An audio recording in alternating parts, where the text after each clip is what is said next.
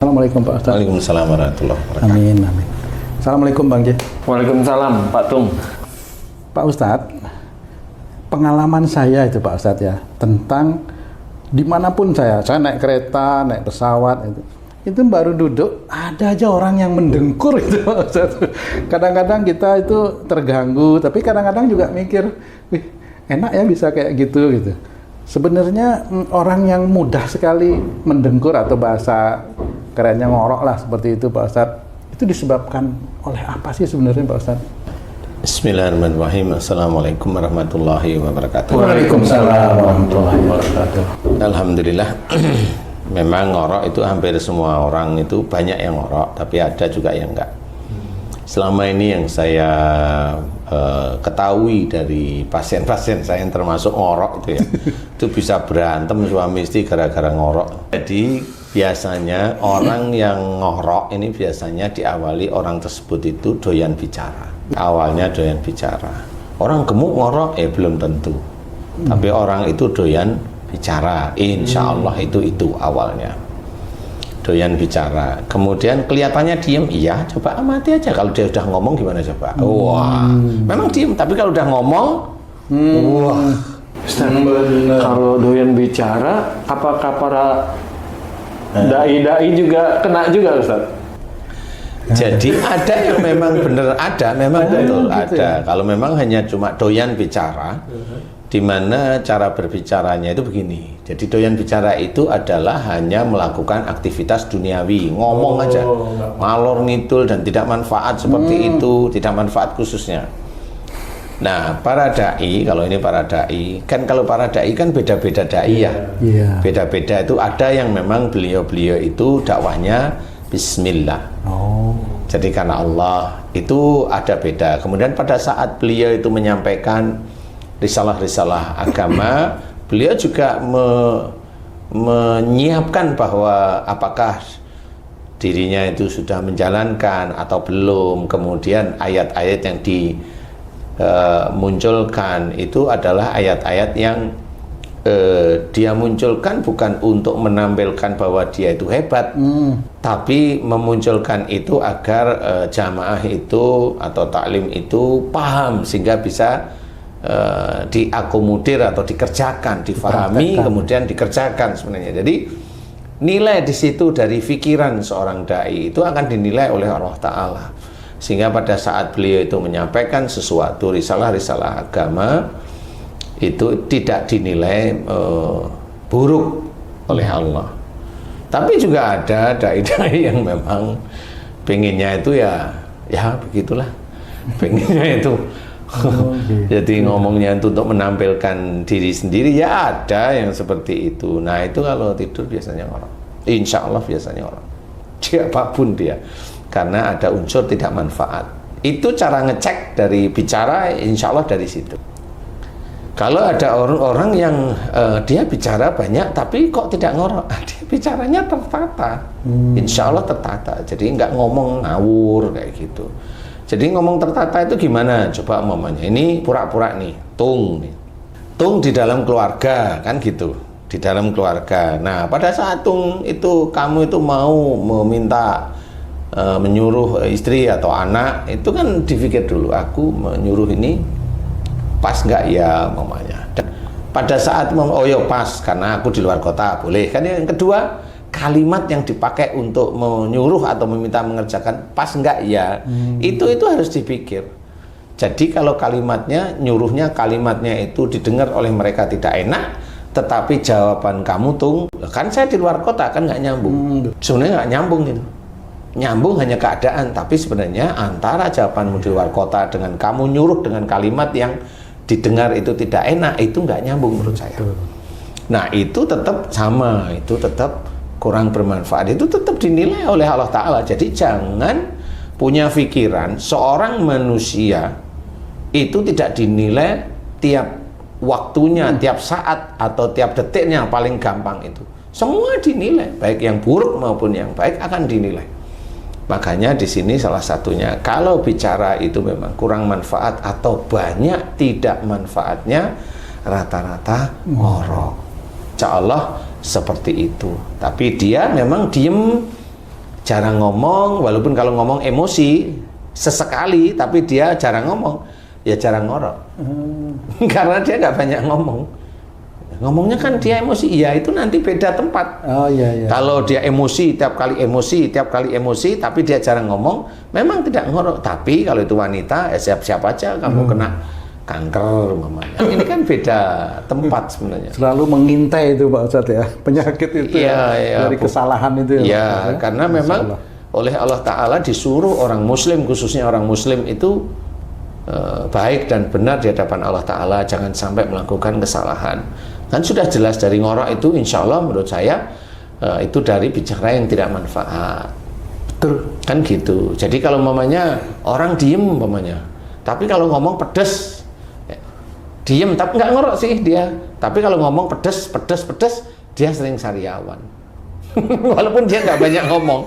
Tapi temen itu kalau setiap malam minggu ngapel, Ustadz, itu dulu waktu muda nih ceritanya. temen saya. Oh iya. Temen saya dulu cerita dulu waktu dia ngapel. Cewek apa cowok nih temannya? Temennya cowok. Oh cowok. Iya. Haji J itu laki. Dia kenal cewek pertama kali langsung jadi istri kok. Ya. Bener. Wih. Akhirnya nyesel deh. Setiap hari malam minggu gitu. Temen perempuannya itu selalu sariawan. Saya bilang itu dulu ya, kalau sekarang ketemu saya nasihatin kamu pilih. Tapi akhirnya kepilih juga itu. Jadi dia udah jadi. Oh udah jadi. Ngomongannya pedes. Bener sih. Alhamdulillah. Jadi memang bisa dilihat mau milih apa enggak itu ya bisa dari penyakitnya apa gitu. Tanya aja kan orang nggak sadar ya. Saya penyakit ini udah jangan deh. Jadi memang hal tersebut itu jengkelin bagi orang sekitarnya lah ya. Istilahnya kalau dulu kamu tuh kalau udah di rumah itu nggak diajak ngomong 5 menit aja sudah ngorok. Direkam lagi. Umpamanya ya nggak manfaat ya banyak. Nanti kamu di pekerjaan ya ngomongnya ya kurang manfaat. Wah, ya apalagi. Kemudian kamu umpamanya lagi pas entertain ya ngomongnya nggak manfaat. Lebih banyak lagi. Kan nyanyi kalau itu. Jadi memang seperti itu. Jadi coba Masya nanti Allah. mulai kalau bicara itu dipilah kan gitu ya. Kalimat atau kata itu dicari kata yang baik. Orang lain mendengar itu nyaman, kan begitu ya. Kemudian kalau bicara itu benar manfaat. Tidak hanya cuma manfaat. Jadi pada saat menerangkan sesuatu kebaikan itu dibikin gampang. Tidak dibikin sulit. Nah, menerangkan kebaikan dibikin sulit ini orangnya pingin dihargai, diangkat. Sudah hafal loh, Haji J sampai hafal. Jadi dibikin gampang orang itu untuk melakukan suatu kebaikan. Gampang dicerna. Gampang dicerna. Gampang dipahami. Iya betul. Nah ini dia sudah memilih dan memilah kalimat-kalimat. Berarti dalam bicaranya pun itu disesuaikan dengan cara berpikir yang Islami. Jadi saya tidak mau bicara itu tidak manfaat. Berarti dipilah. Terus dalam dia berkalimat itu beberapa jam itu otaknya selalu mengajak lisan yang keluar itu adalah baik. Dan itulah yang dicatat oleh Allah Ta'ala menjadi kebaikan. Jadi bukan berarti harus diam. Enggak, kalau memang itu yang diucapkan harus suatu kebenaran, ya diucapkan kebenaran, kan gitu. Tapi kalau dia mengucapkan, umpamanya ada seseorang nih, umpamanya nih pendakwah nih, dia mengucapkan kalimat yang mengajak taklim atau jamaahnya memusuhi saudaranya, ini sama, itu nggak manfaat selamanya dan akan menjadi dosa jariah. Nggak boleh yang seperti itu. Jadi kalau kita itu sudah ada seorang membaca asyhadu an la ilaha illallah wa asyhadu anna muhammadur rasulullah, itu sudah saudara. Hati-hati kalimat di mulut ini. Hati-hati. Kalau kalimat di mulut itu menjadikan rusaknya akidah orang yang mendengar, kemudian mengajak orang itu memusuhi saudaranya, kan dia juga mengakui kalau orang beriman itu saudaranya, betul nggak sih? Tapi orang tersebut munafik di hadapan Allah Ta'ala dan dia menyebarkan kebencian kepada saudaranya yang lain, itu munafik. Nah, munafik itu sudah jelas besok tempatnya di mana? Neraka sudah jelas. Walaupun dia pendakwah, neraka jelas. Makanya hati-hati. Dakwah pun juga harus hati-hati, nggak bisa seperti itu. Jadi harus belajar bahwa bicara harus ditata, difikirin tiap kalimat, kecuali memang bercanda. Bercanda sudah paham, oh ini bercanda, ini tidak serius. Kalau memang orang tak tahu itu bercanda, bilang ini bercanda ya, bilang seperti ini bercanda. Jadi ini sudah menjadi teken kontraknya bercanda, jadi nggak serius. Sehingga kita tidak dinilai jelek oleh Allah Ta'ala. Nah, disitulah kita mulai belajar untuk menata lisan, sehingga seseorang itu mengerti, oh ini lisannya baik, oh ini lisan tidak baik. Seorang yang ngomong ngotot aja, oh itu batuk, insya Allah. Tapi kalau dia omongannya ngotot nggak batuk, insya Allah imannya kurang. Udah gitu aja kuncinya. Tapi kalau dia tidak batuk, insya Allah imannya kurang. Kalau dia imannya kuat, insya Allah dia akan batuk. Karena ngotot itu sebenarnya juga dilarang. Bicaralah yang amat lembut. Seperti itu, karena disuruh oleh Allah Ta'ala. Lemah lembutlah kamu kepada mereka, seperti itu. Lintalahum, itu harus difahami. Berlemah lembut kepada mereka itu harus kita kerjakan. Nggak bisa ngotot aja kalau bisa. Kalau dia pendakwah, dia ngomongnya ngotot, matanya mencicil, matanya gini ya, itu dia nggak batuk, cukup. Imannya sudah diketahui, insya Allah seperti itu. Kalau imannya kuat, insya Allah Allah akan memberikan batuk kepada dia. Kalau memberikan batuk, agar apa? Agar faham. Kalau bicara jangan ngotot. Sebenarnya begitu-begitu aja. Nah, karena imannya itu belum, ya dia nggak akan batuk. Seperti itu. Bisa aja karena dia kena ngotot terus akhirnya sakitnya paru mamanya, bisa aja. Oh, malah kebalikannya. Bisa aja langsung diberi sakit paru agar paham. Tapi orang kan belum tentu paham. Orang itu kan hatinya belum tentu halus, jadi dikasih sakit itu nggak paham. Seperti itu. Ya, kayak mamanya ngomong sama temennya tentang keluarga, wah cus, udah bener dia ngomongin. Besok bangun pagi langsung kakinya sakit ya, cukup aja. Tapi kalau satu keluarga kan ada yang ngorok, ada yang enggak, seperti Pak Tung. Satu keluarga ngorok semua, Ustaz. Apakah ini yang Ustaz sering katakan satu sifat, Ustaz? Iya, satu sifat, insya Allah seperti itu. Jadi satu sifat, walaupun kelihatannya pendiam loh ya. Nanti coba dipancing kalau ngomong enak. Dia banyak ngomong nggak itu? Ngomong. Satu sifat itu ngomong dulu deh, gitu. Insya Allah itu akan ketahuan beneran. Ini siapa ini sih? Izin. Dia yang bertanya. Gitu. Sifatnya insya Allah seperti itu. Jadi mirip sifatnya. Nah itu kalau memang imamnya mau merubah sifat keluarganya yang ngomong ini banyak tidak manfaat, nah itu keren. Imamnya keren, saya bilang gitu. Karena imamnya juga belajar untuk mengeliminasi itu keluarganya yang memang banyak ngomong yang kurang manfaat. Nah, itu bagus sebenarnya. Dan itu dia doa untuk diri sendiri, kemudian istrinya diajak doa, kemudian didoakan anak-anaknya, itu bagus. Sama seperti umpamanya sedulur beriman, ada anaknya nakal, dilihat itu jangan anaknya dulu aja, orang tuanya. Kalau memang iya ya kayak nakalnya ini kayak saya deh, atau oh ini kayak ayahnya deh, nggak ada masalah, nggak usah nyalain ayahnya, sama-sama suruh ngelihat aja berdua kan itu. Nanti kalau yuk kita mohon pada Allah yuk agar anak kita menjadi anak soleh. Nah di titik itu doakan agar anak itu mamanya sifatnya kayak ayahnya atau sifatnya kayak ibunya, itu dimohonkan ampunan oleh Allah Ta'ala. Ya Allah, jika anakku seperti ini, sifatnya begini, sama seperti diriku, ya Allah aku mohon ampuni dosa-dosaku. Nah ini orang tua yang hebat. Orang tua yang mulai dia menata anaknya itu mulai dengan banyak memohon ampunan kepada Allah Ta'ala. Juga arahku anfusakum wa ahlikum naro, itu sudah menuju ke arah sana, boleh, dan itu nanti banyak. Nah akhirnya disinilah keluarga, kalau itu dikerjakan terus menerus, semua kesalahan itu semuanya itu menyatu untuk mohon ampun kepada Allah Ta'ala. Nih baru nih, ini saya mendoakan mudah-mudahan besok di surga bertemu seperti itu. Tapi kalau tidak mengingatkan, kan seneng-seneng pengen ketemu di surga, mau nggak pernah ngingetin, kan gitu. Mohon ampun juga jarang, mohon ampun hanya lip service saja, nggak bisa.